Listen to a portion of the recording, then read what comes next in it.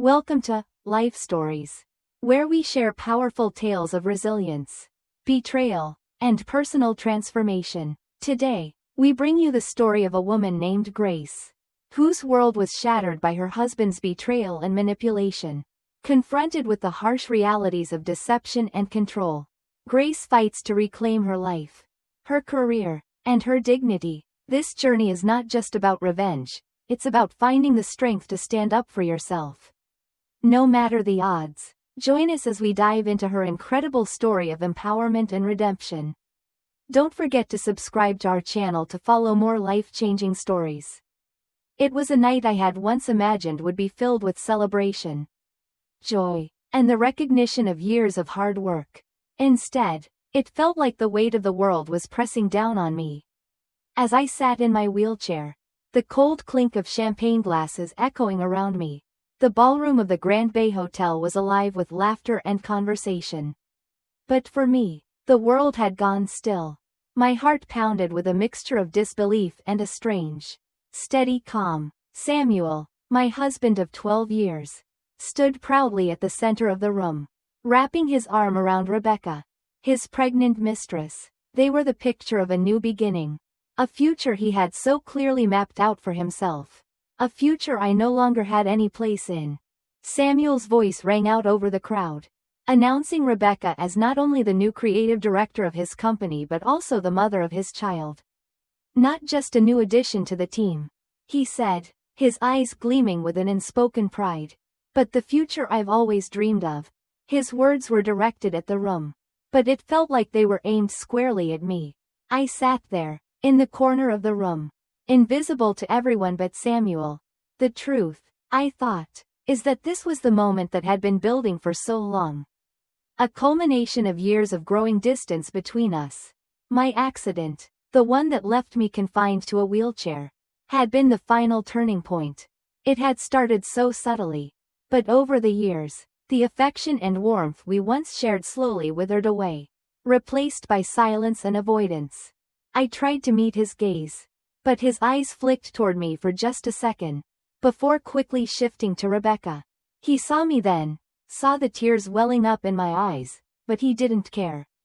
No, it wasn't just pity that I saw in his eyes, it was something darker. Something that twisted my heart in ways I couldn't explain. He raised his glass in a toast. His words aimed to inspire sympathy, to paint me as the brave, resilient wife who had stood by his side through it all. But all I could hear was the weight of his insincerity. Sometimes, he said, looking out at the room with a practiced smile, life gives us a second chance at happiness. I smiled, not out of joy, but because in that moment, I realized something that sent a chill down my spine. The smile I gave him, the one I thought would be one of defeat, was something else entirely. It wasn't just a mask to hide my pain, it was the first step in something much larger. It was the moment I decided that I wasn't going to just sit here and watch him destroy everything we had built. I had been the golden girl, the architect whose designs had transformed skylines. Samuel and I had been the perfect team, he, the charismatic businessman who made deals happen, and me, the brilliant architect whose work won awards. We complemented each other in ways that seemed almost magical, like two halves of a whole. And for a time, it was enough. We were young, successful, and in love, but that was before the accident. Before my life had been torn apart in an instant. It happened on a rainy Tuesday in November. A day that had begun like any other. I had been on site at the Riverside development, ensuring that safety protocols were followed. I knew the risks. I knew the importance of every detail. But somehow, a temporary platform collapsed as I inspected the 14th floor, sending me plummeting. The fall shattered my spine. And in an instant, the life I knew was over. I spent months in rehabilitation, hoping that one day I would walk again. But each day was harder than the last. Samuel, the man who had once promised to stand by me, began to pull away. It wasn't immediate, but gradually, he became distant. He would help with my medical care. Yes, but it felt more like duty than love. Behind closed doors, I became a burden to him. An inconvenient truth he no longer knew how to handle. At the annual Berkeley Foundation fundraiser, Samuel was the man everyone admired. He was charming, the kind of person who could work a room effortlessly, making connections and securing deals. And there I was, sitting in my wheelchair, partially hidden behind a large floral arrangement, feeling more like a ghost than a wife. When people spoke to me, they spoke in hushed tones, as though I were fragile, something to be handled with care. They didn't see the strength I had left. They didn't see the woman I used to be, the woman Samuel had once loved. It was in that moment, sitting there at the fundraiser, that I began to measure the distance between us, not just the physical space across the room but the emotional chasm that had been widening for years. My disability had taken so much from me, but it had also given me something: clarity. The truth became undeniable. Samuel wasn't the man I had married. In the days that followed, something within me shifted. The woman who had smiled through Samuel's betrayal was not the same woman who had woken up that morning. I no longer felt like a helpless bystander in my own life. The realization that Samuel had been lying to me for so long, lying about his affair, his manipulation of my health, and the control he had taken over my career, fueled a fire within me.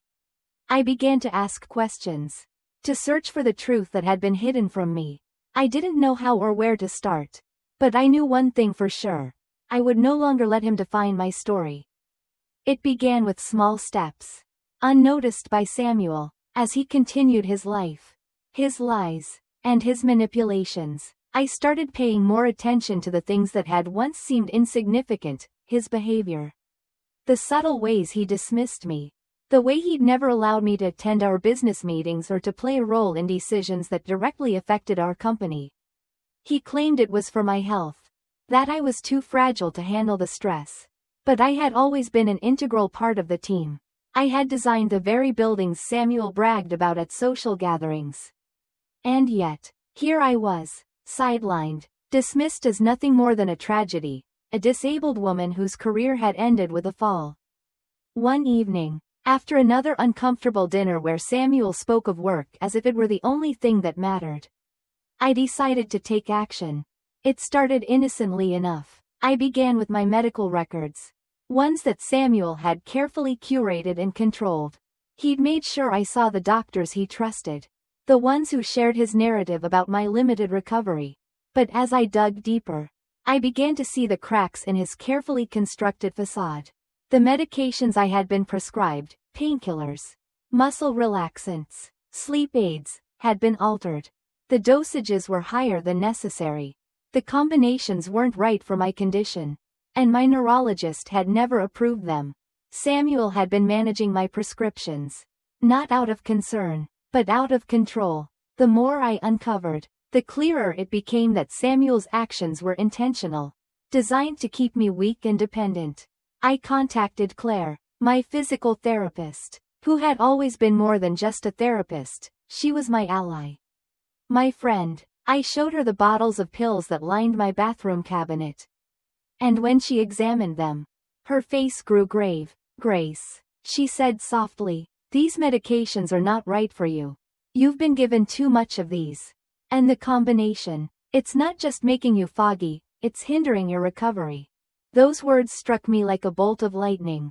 Samuel had been controlling my body, my mind, my very recovery. I felt betrayed. But more than that, I felt a sense of awakening. For the first time in months, I understood the full scope of what Samuel had done. I began to plan. Over the next few weeks, I methodically documented everything, every instance of Samuel's manipulation, every lie he had told. I hired a private investigator to track his movements and gather evidence of his affair with Rebecca. Samuel's life, once so carefully crafted, was now unraveling. With each passing day, I felt myself gaining strength, not just physically, but emotionally. I was no longer the woman who had smiled through her tears. I was the woman who would fight back, who would reclaim everything that had been taken from her. With the evidence I had gathered, I knew that I was ready for the next step. But I wasn't ready to confront Samuel just yet. I had one more thing to do. I needed to rebuild myself. The night of the gala arrived.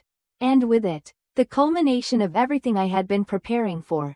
Samuel had meticulously planned this event, positioning it as a celebration of his new future. With Rebecca standing proudly beside him. The gala was his stage. And he intended to use it to solidify his narrative, his second chance at happiness. The future he had built without me. He was so confident that I would crumble. That I would break in front of the 200 guests. All of them poised to witness my public humiliation. But as I sat in my wheelchair, the air heavy with anticipation, something deep inside me stirred. I was no longer the woman who had been sidelined. Invisible to the world, I had seen through Samuel's lies. And now, I was ready to expose them all. The grand ballroom of our home had been transformed into an elegant venue. But beneath the surface, it felt like the stage for a tragic play. One where I was no longer the victim. Tonight, I would take back control. Samuel moved through the room with the ease of a man who had nothing to fear. He greeted guests with his signature charm, his arm always resting possessively around Rebecca, introducing her as both his business partner and the mother of his child. The guests, with their polite smiles and whispers, seemed to accept the story he had crafted for them. But the discomfort in their eyes didn't go unnoticed. They all knew something wasn't right. But no one dared question it. It was time. As Samuel raised his glass, his voice loud and clear, the room fell silent. Tonight, he announced with practiced enthusiasm, I'm proud to introduce Olivia Rodas, our new creative director, and the future of Miller Development. Not just as a professional, but as the mother of my child. The applause was deafening, but to me, it felt like the sound of my heart breaking all over again. But this time, I wasn't going to break.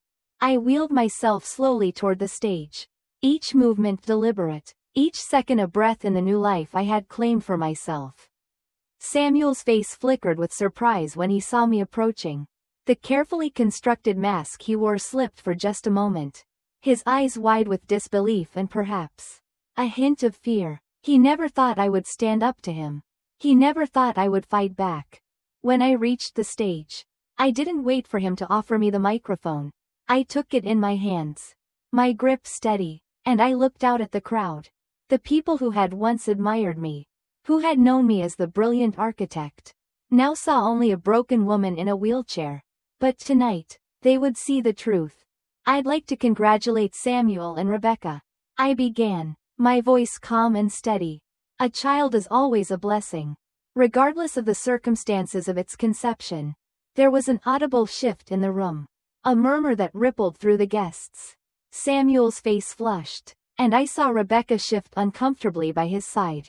I've known about their relationship for some time. I continued, my eyes meeting Samuel's with unflinching clarity. And I've known about the penthouse he purchased for them using funds from our charitable foundation. Gasps echoed through the ballroom as I revealed the secrets he had buried for so long. You see, I said, my voice unwavering, Samuel didn't just betray me with an affair. He systematically undermined my recovery. He controlled my medication, kept me weak and dependent. He created a story that suited him, one in which I was a tragic figure. And he was the devoted husband. But that was never the truth. The screen behind us flickered, and Samuel's lies were laid bare. Medical records, emails, and financial documents flashed across the room, showing the extent of his deceit. I had gathered everything, proof of his manipulation, his financial crimes, and the role he had played in my accident. The guests watched in stunned silence as the truth unfolded, piece by piece. Victor, or rather, Samuel, stepped forward, his hand reaching for the microphone. Grace, he started, his voice laced with false concern. You're upset. Let's not make this any harder.